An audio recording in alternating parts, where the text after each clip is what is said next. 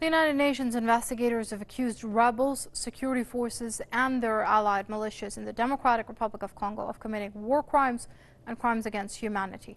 The experts accuse both the government troops and militia members of systematic targeting of civilians, murder, mutilation, rape, and sexual enslavement, among other things.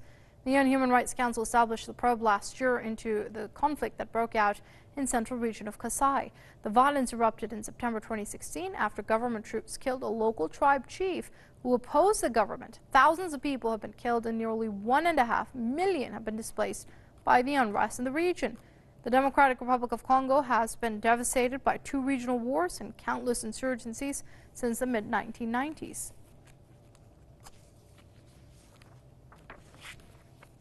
We're going to cross over to Detroit and speak to Abayomi Azikiwe. He's the editor of the Pan-African Newswire, and he joins us via Skype. Many thanks for joining us here on Press TV, Mr. Azikiwe. Now, this report by the investigators detail a very barbaric and horrific account of what went down in the Democratic Republic of Congo. For those of our viewers who may not be aware, what led to this kind of massacre?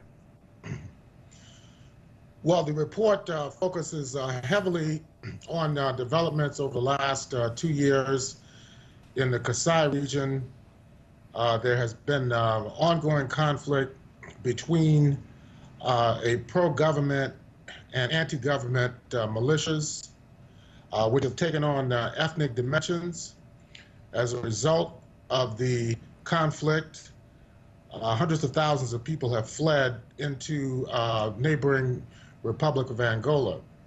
But this is an ongoing process in the DRC since, at least, if we want to go back to 1960, when the country gained its independence from Belgium.